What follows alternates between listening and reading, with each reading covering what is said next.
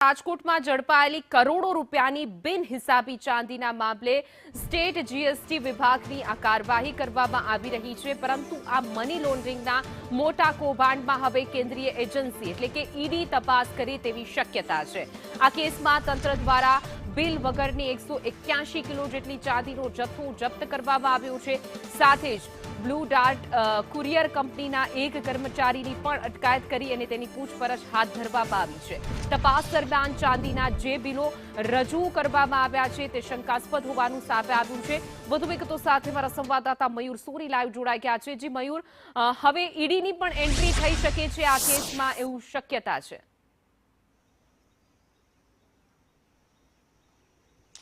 બિલકુલ, વારાણસીની પેઢી દ્વારા 400 કિલો કરતા વધુની ચાંદીનો જથ્થો રાજકોટ મોકલવામાં આવ્યો હતો। સ્થાનિક એજન્સીઓને આશંકા ગઈ હતી કે 400 કિલો પૈકીનો જે જથ્થો છે તેમાંથી અનેક ચાંદીનો જથ્થો છે બિનહિસાબી હોઈ શકે છે।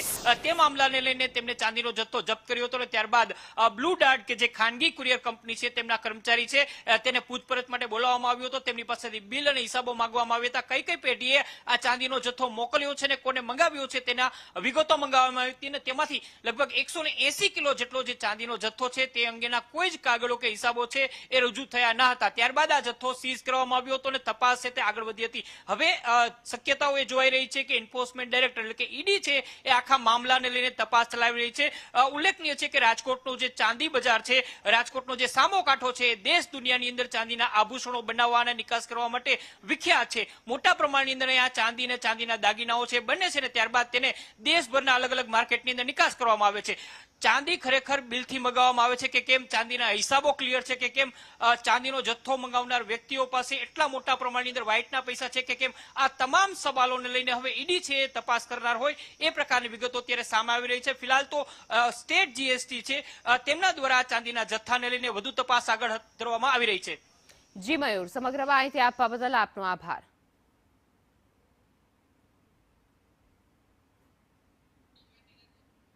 રાજકોટમાં જે બેહિસાબી ચાંદી ઝડપાઈ છે એને લઈને હવે તપાસ કરવામાં આવી રહી છે।